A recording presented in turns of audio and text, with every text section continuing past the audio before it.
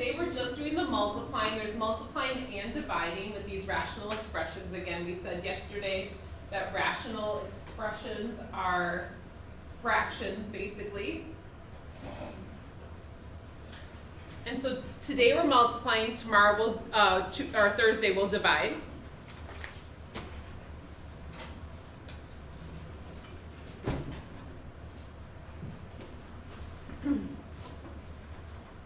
So in number 1, it says don't use a calculator to multiply and divide the following fractions. Again, we're just going to do the multiplying right in simplest form. So there's a couple different ways we can do these problems. If you guys recall, we can do some cross canceling or we can multiply the way they are. So I'm going to cross cancel because I don't want to grab a calculator. So that says don't use a calculator. Obviously, you get to use a calculator when we test anyway, but I'd like you guys to try to do things a little bit without if you're able to.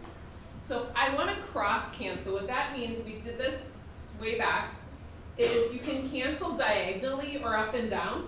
So 4 and 8 can both be divided by 4. So I'm going to divide them each by 4. So this would be a 1 and this would be a 2. And then 9 and 15 can both be divided by 3. So this would be a 3 and this would be a 5.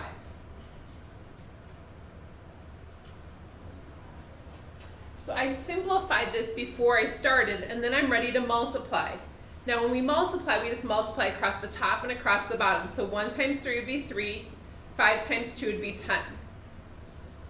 Now, had you not listened to me and you used a calculator anyway, you would have gotten up here, you would have done 36 over 15 times 8, 120, 120. And then we could simplify those by dividing them by 12. So we get the same thing either way. I just like the option where I don't have to use a calculator. So I like to do some simplifying first. That idea is going to help us in what we're doing for today. So we can cross cancel or simplify before we even get multiplying with these. So again, we're just going to do multiplication today. Division will be tomorrow. So we're just doing the front side of these notes. Once we finish that, you guys have time to work on your homework. We'll bring this back for Thursday and we'll do the dividing. But getting good at the multiplying first is really important. So it says multiply right in simplest form with positive non-zero exponents. Now to be honest, this example 1, I would argue that maybe you guys could have done this back when we did our exponent chapter. These obviously are tougher questions, but if we're able to, sometimes it's, we might be able to do a little bit of this, or we should have been able to do a little bit of this previously. Now, you can do some cross canceling here, but maybe just to show you guys, we can just multiply across the top and across the bottom.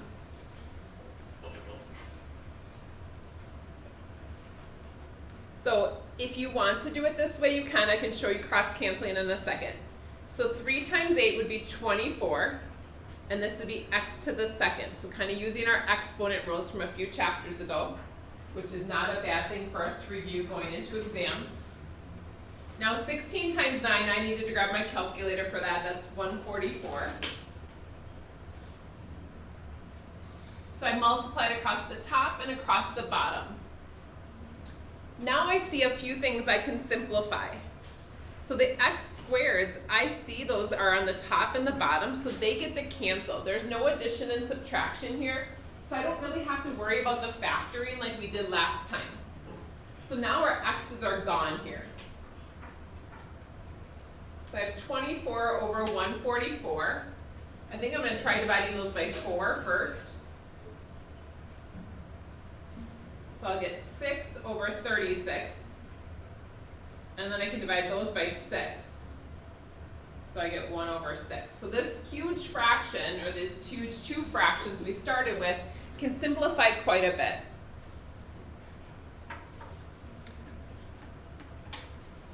I'm going to actually show it to you guys as well if you wanted to try cross-canceling. So if you didn't really like that, you're like, well, that was, or whatever, it didn't make a ton of sense, maybe it did, I don't know. I'll show you guys this other way. So this is kind of a way to do this without calculators. So what I could do here is I see 3 and 9 can both be divided by 3. So I'm just showing another way to do this. So that'd become a 1 and a 3. The 8 and 16 can both be divided by 8. This would become a 1, this would become a 2. So I can already get these numbers down smaller. I have 1 times 1 is 1, 2 times 3 is 6. Now the x's, if you can see they cancel, that's fine. Otherwise you can move them over, x squared, and then realize they cancel. So just realizing there's a lot of different or a few different ways you guys can go about this. You can do some cross canceling first, or you can just multiply. So this next one, I think cross canceling might be smart with the numbers first. The reason for that is 49 is a pretty big number. If I'm working with 49 and I'm multiplying it by something, I have a lot bigger number to work with, and it's a lot harder to find things that can divide out of it. If I realize right now what can be divided out, it'll help save me a little bit of time. So 7 and 49 can both be divided by 7. So I'm going to make that a 1 and a 7.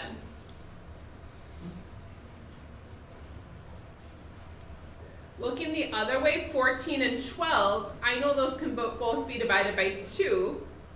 So if I divide them both by 2, this would be a 7 and this would be a 6.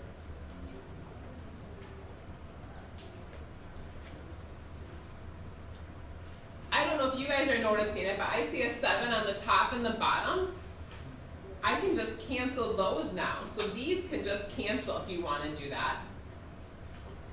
So my fraction with the numbers just ends up being 1 over 6. So there's a whole lot of simplifying I did before I even started. This does require you to be very organized. So like if you're not super organized, maybe this isn't the best method for you. Now the x squared on top and the x on the bottom, that means there's going to be one more x on top. The y on top and the y to the 4th on the bottom. That means there's going to be 3 more on the bottom. And the z on the top and the z to the 3rd on the bottom means there's going to be z squared left on the bottom. So that extra amount. Now, if you're like, all that canceling like is blowing my mind, again, I'll just show you guys another way to do this same problem. If you're good with that, go ahead and just stick with that. This one, if I actually multiplied this all together,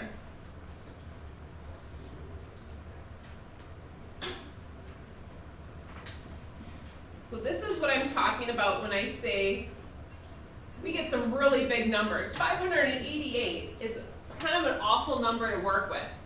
This is my recommendation why I would suggest trying to simplify first.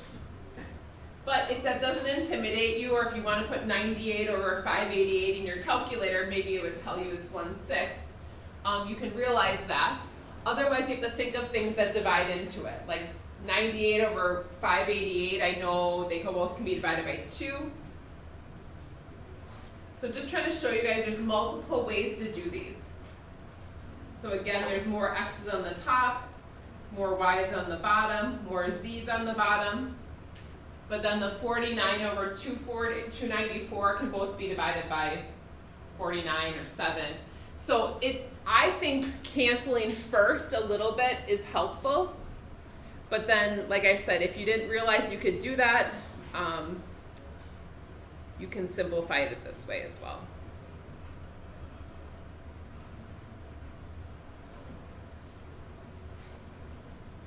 And so staying organized with these is vital. So if you haven't kind of caught on to that, the more, like if it helps use different colors, go ahead and do that, making sure that you guys are staying organized with this. Okay? The next two are more like what we did yesterday. So again, these are more like we did in our exponent chapter, which was not most people's favorite chapter. What we did yesterday is these last two here, where we can simplify by using factoring. So these are different because they have addition and subtraction in them, whereas these were all multiplication. So now we're going to have to try and factor first.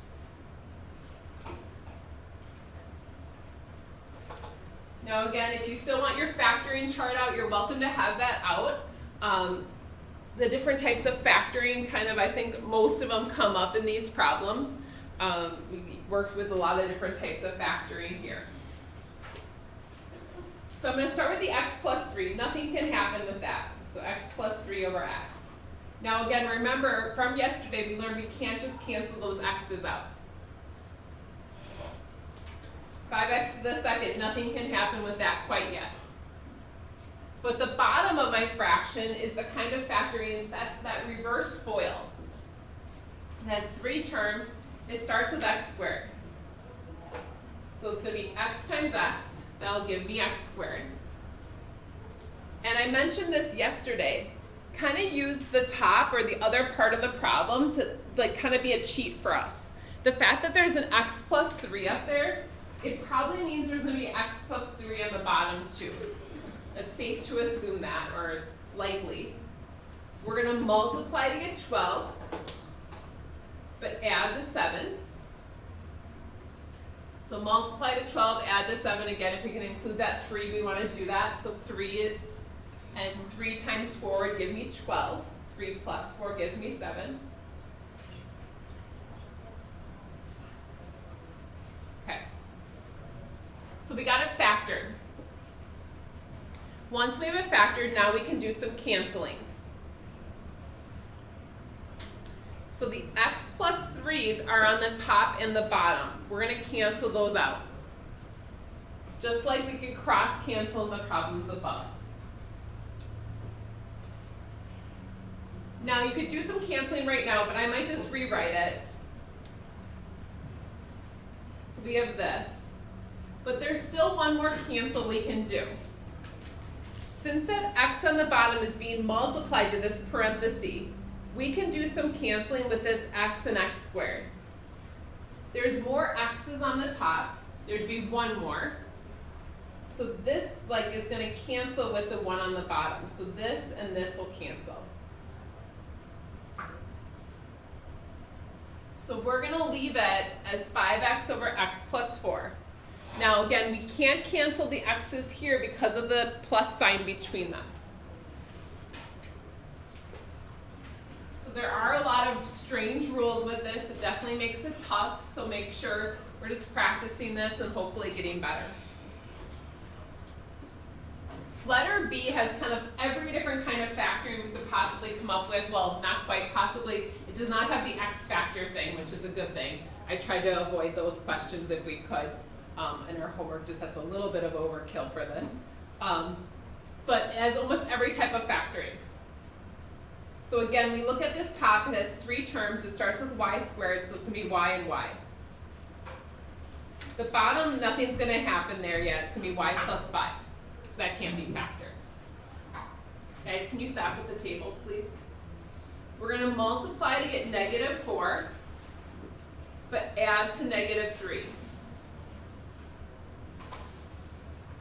Multiply to negative 4, but add to negative 3. So negative 1 and 4, negative 2 and 2, negative 4 and 1. To get that negative 3, it's going to be a negative 4 and positive 1.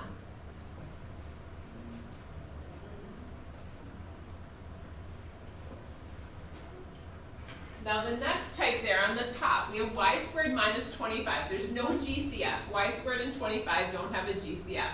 But hopefully you guys notice those are both what we call perfect squares. And so this is the kind now that's going to be 2 sets of parentheses, y and y. We want to multiply to negative 25, but add to get 0. So this is called that difference of squares. So multiply to positive 25, or negative 25, but add to get 0. I make my list, and it's negative 5 and positive 5.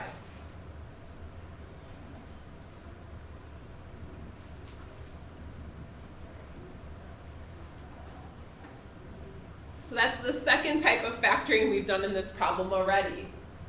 It's a difference of squares. These are all on that one factoring chart we have. And then our last one, if you look at it, kind of looks like it starts the same, but that second half also has a y. So hopefully you guys notice that this is a GCF factor. There's a common factor there. A y goes into both. So we're going to take that y out and divide that out.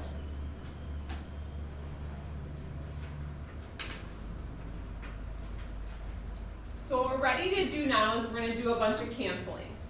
Anything that's on the top and also on the bottom we can cancel. Diagonally as well. We just can't we can't cancel like left to right. So like the y minus 4 will get to cancel. The y plus 5 also gets to cancel. And then remember, now we have a y plus 1, a y minus 5, and this is all over y. We can't just cancel those y's because of the fact that they have a plus and minus sign with them, and the other y has nothing. So we just leave them, it just would stay this way then. So this is what we'd stop here, okay? Any questions? Yeah? So how did you get the y? This is around the y -4. So good question. So we have y squared minus 4y is where this came from, right? Yeah. This is a GCF factor. So like nothing, we can take a y out of each of them.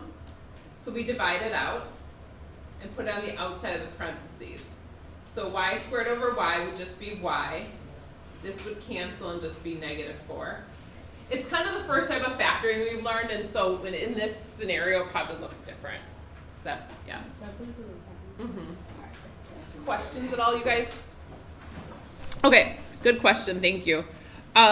So what we're gonna do for our homework, which we have a big chunk of time to get working on, so I hope that you guys use your time wisely, is we're gonna just do this front side of the first half of this. Sorry here, let's see why is this not.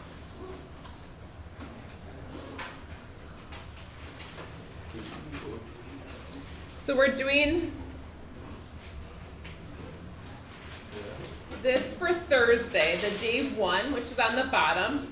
I believe it's posted in Schoology. But this also, some of you guys still have tests to work on. I might have some of you guys work on tests just because we can get them done.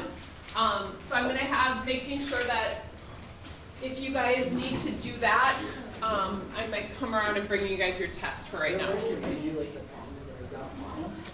We'll do that tomorrow. Yeah, so I'll request you for tomorrow.